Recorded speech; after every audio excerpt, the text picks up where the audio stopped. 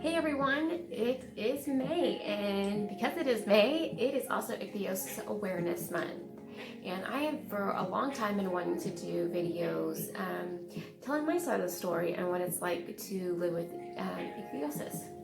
There are many different types of ichthyosis. The most common ones are going to be like lamillar and harlequin ichthyosis. I was born with EHK. Now, to be born with ichthyosis, both parents pretty much have to have like the same gene to have one of us. It is very rare. About 200, I believe, thousand people have it in the U.S. alone each year, which is a pretty small number if you think about it. So there are many different types of ichthyosis. The most common ones are going to be like your lamillar ichthyosis and harlequin. Those you hear about a lot.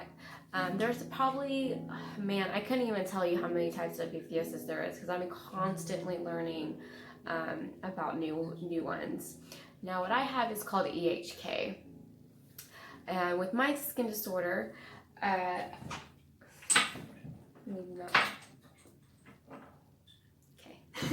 sorry about that. With my skin disorder, it is, so the best way that I can describe my skin is I have 2 layers of skin instead of 3. I am missing my epidermis layer.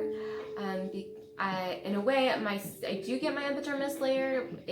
My skin grows 100 times faster than normal, so I'm constant recycling itself, I guess you'd call, or regenerating is a better word. My skin gets really thick constantly. So I get a lot of scales and it's constantly fluffing off. I have to be very, very careful with it because since I only have the 2 layers, it is really thin. So if I were to bump anything, I have to be really careful because my skin can easily just come off. That's actually how this part happened. I fell in my bathtub and totally took some arm off. But also I have to be really careful with water. Water can change my skin. Weather, climate can change my skin. Medicine can change my skin. Different lotions can change my skin. So I have to be really careful, and I also get really bad infections. So I'm constantly having to be careful of my surroundings. Because of the thickness of my skin, I also don't have sweat ducts. So when I get really hot, I start to blister because all the moisture and everything is built up in my skin, and there is no, it's not able to release itself because of all the scales that are pretty much blocking my sweat ducts. So that can be really difficult, especially in the summertime. It's really, really rough because I love being outdoors, and I have to be really careful about how long I am out in certain temperatures. Like today is like the perfect day because it's rainy and it's still like in the 70s, and like this is perfect weather for me, and it doesn't really do much to my skin. And as far as like sunburning and stuff, that does happen. My skin, like the way it sunburns, it's really weird.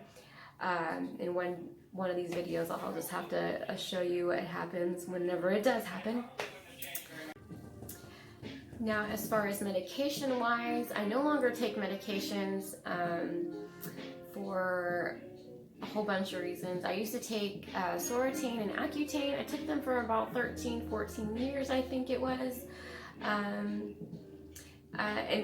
it did wonderful for me. It actually made my skin look really clear, but the only problem is it started to affect my insides, and because it did help like take off the skin, but it helped sometimes way too much that it made my skin like super sensitive on my hands and feet. There was a point where it would take off so much skin, it was like almost like a snake. Like I would shed like thick long layers of skin. It was crazy.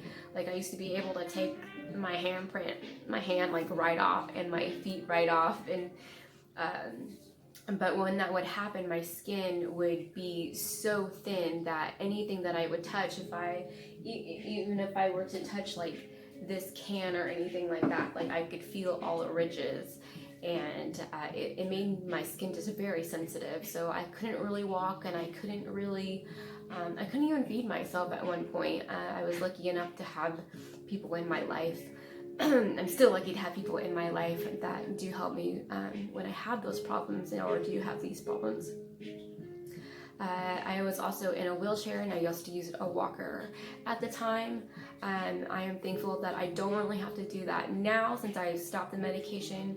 The only problem about stopping the medication has been that my skin has just gotten thicker throughout the years since the medicine is now, leaving my body. So now I do everything as natural as I can. I try to, I used to use oils, but oils do not really work for me on my skin. It actually kind of like breaks open my skin, and I get little weird lines and stuff like that.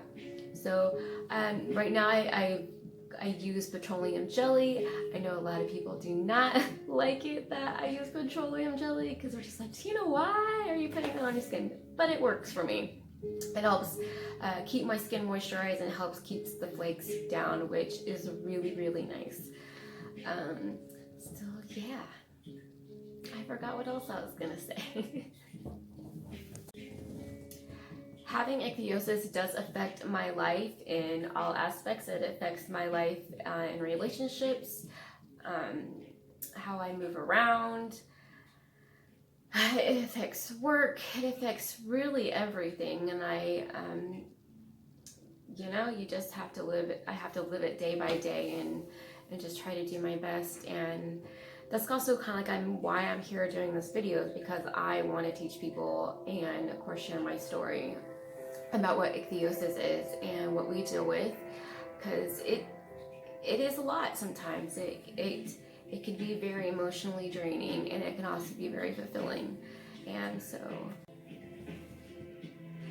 yeah, this is my first video, and I'm sure I didn't touch a whole lot of bases with you about what ichthyosis is. There's so much more to talk about, and I'm hoping to discuss a little bit more in other videos and show you like I said, what I deal with on a daily basis.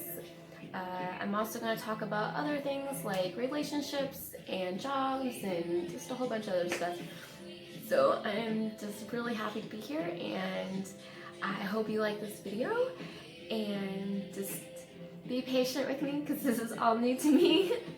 And yeah, I'm excited to be doing this, so I'm happy to have you here. Thanks for watching.